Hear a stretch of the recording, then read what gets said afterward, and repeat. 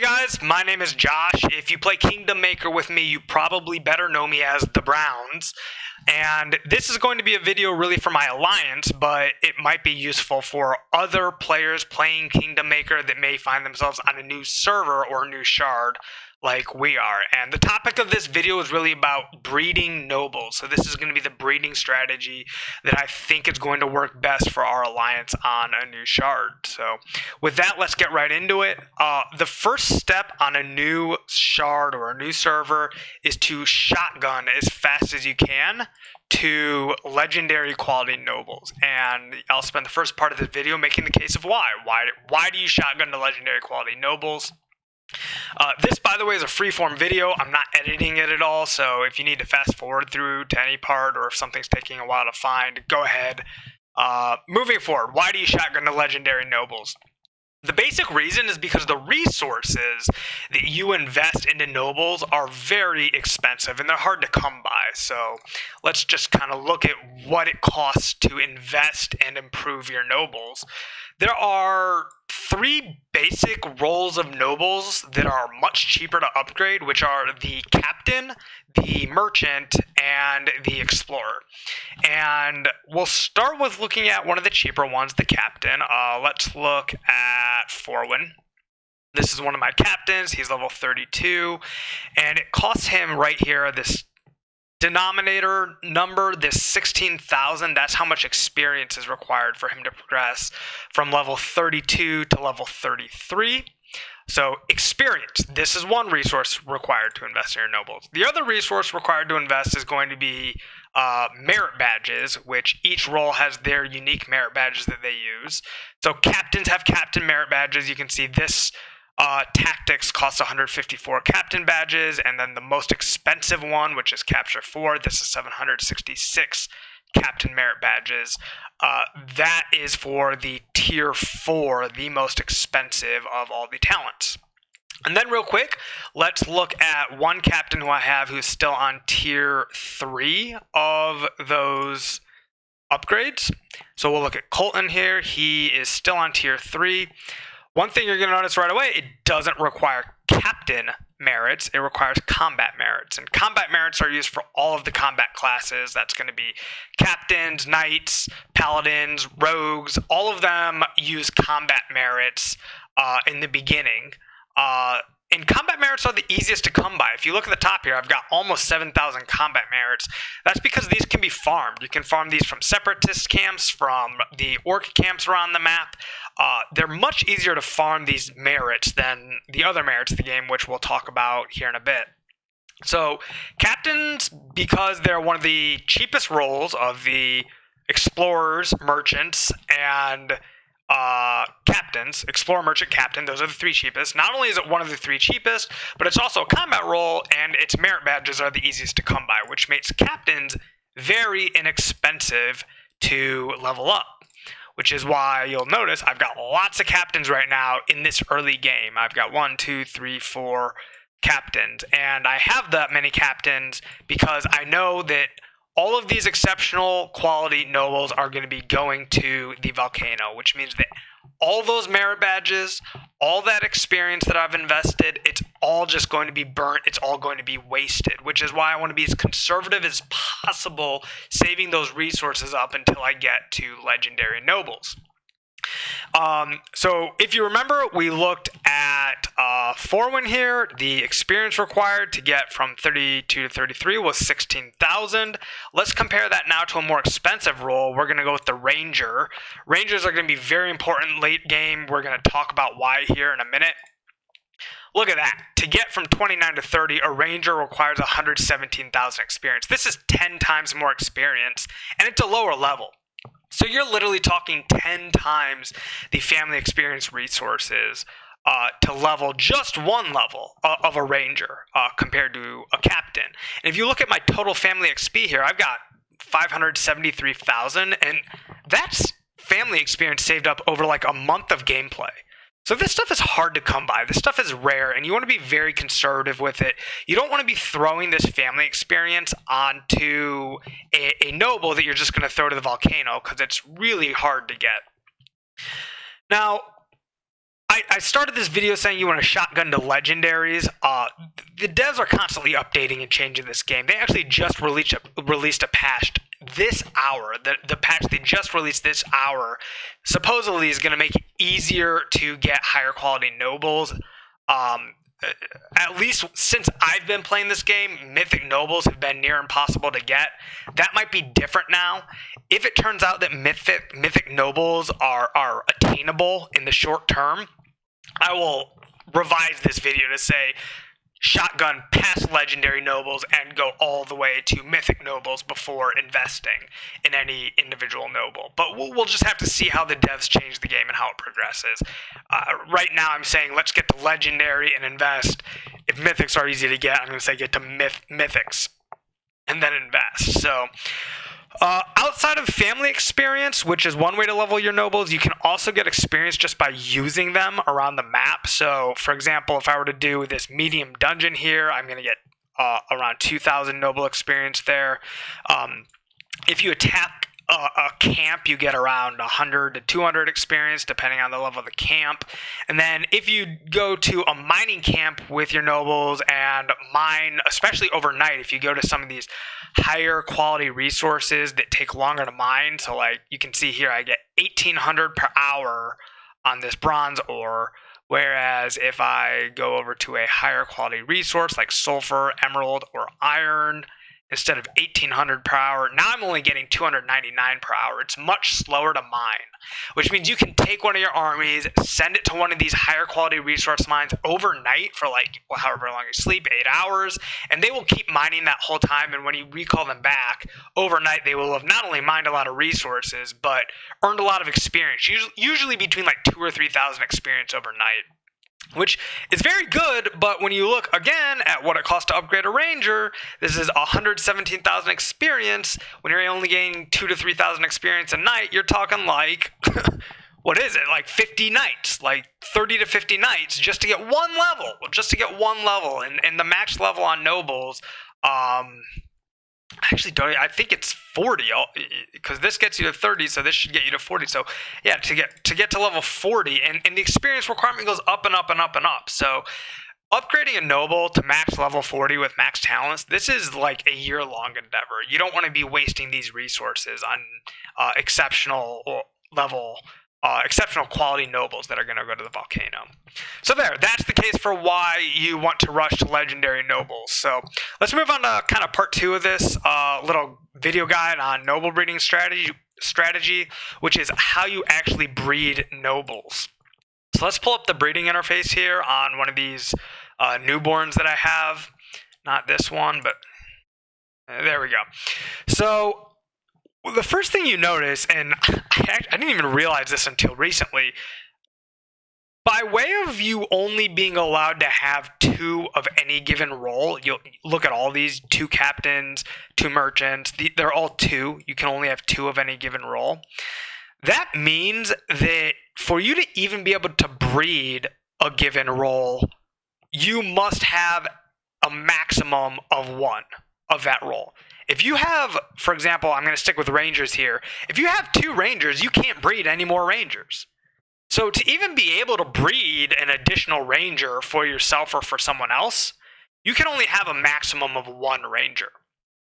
And as I will go on to explain, you want 4 rangers in your team comp. We'll talk about the utility of rangers here later on, but to be able to get those 4 rangers, you can't get them yourself. You actually need somebody else to breed those rangers for you, and then they need to marry their ranger into your family for you to get to 4.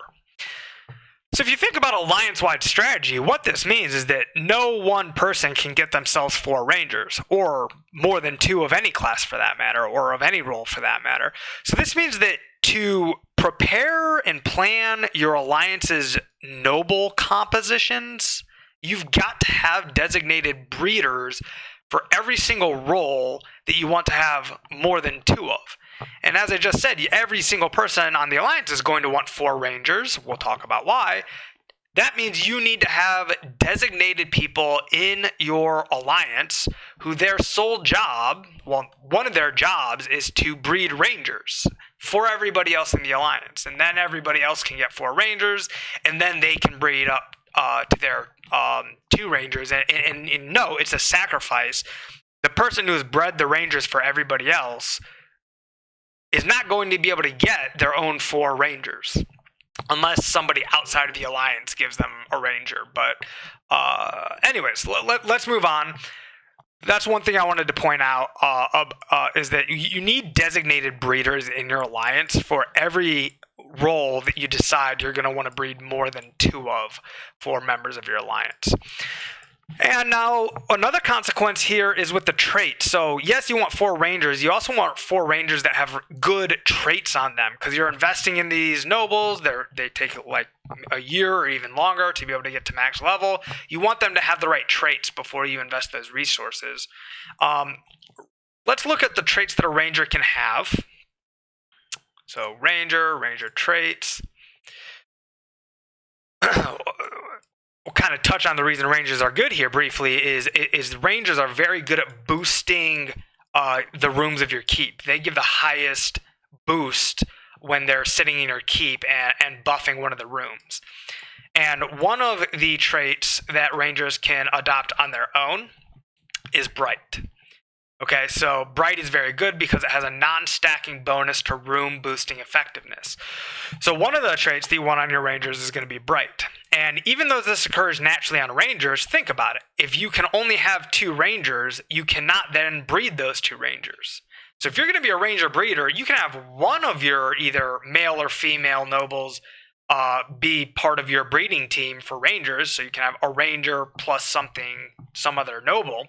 But you cannot have 2 rangers breed with each other and yield a 3rd ranger. It's impossible because you can only have 2 rangers. So what other class are you going to want to breed with your ranger? Well, you want to get a class that has another ability that boosts room boosting effectiveness. So rangers get the bright attribute here. And if we look at the agents here, agents get another room boosting trait. They can also get bright. So agents, you'll see, agents can get bright just like rangers can. But in addition, something that agents can get that rangers cannot get, if we find it here, it's called brilliant. I'm missing it. I think it's at the top. There it is. Brilliant. Agents can get this brilliant trait, which gives also a non-stacking bonus to room boosting effectiveness. So a good couple you might want to breed to start breeding rangers for your alliance is going to be a ranger and an agent. And let's just double check. Does the merchant also have that same brilliant option on a trait? Let's find out. Yes, they do. So both merchants and agents can give this brilliant trait. So anyways, this can get you thinking about, okay, if you're going to have a designated ranger breeder on your alliance, what kind of nobles is that ranger breeder going to want on their family squad as they're breeding rangers for the rest of the alliance? So, okay, that is a bit about breeding and how you need designated breeders. And the final thing we're going to talk about in this little guide video is rangers and why they're so good. So I had mentioned that rangers give room boosting effectiveness. The other thing that rangers do is they're the best at farming the merit badges that are required to level up the talents of your nobles. So you can see this is a snapshot of all the badges that I've farmed up and not yet spent in about a month of my server being live. Where these badges come from, like I said earlier, you can farm combat badges from the camps here, but as far as the other badges, they really primarily come from dungeons. And medium dungeons are very bad, simply for the reason that they have a 24-hour cooldown. They do give more loot, but a small dungeon has 1/3 of the cooldown, which is 8 hours. It's an 8-hour cooldown on a small dungeon. But the medium dungeon does not, for its 3 times longer cooldown of 24 hours, give 3 times loot. And so, because the small dungeon cooldown is so much shorter with that 8-hour cooldown, you're going to want to farm small dungeons instead of medium dungeons until you get to Rangers. And we'll take a look here. So if I go to one of my successful small dungeons, we can look at the merit badges that I received as loot from the small dungeon. Here we go. Tonai, she explored 10 out of 10 rooms, and this is what the loot looks like. All right, so you get, from 5 to 15 of any given badge that the small dungeon can give. If you have an explorer that's leveled up who is going to that same small dungeon, they can explore bonus rooms, so you'll get 15 out of 10 rooms. Let's see if I can find one like that. Here we go. 5 bonus rooms were explored by Annabelle. She's actually my ranger, so and yeah, look, she gets a lot more.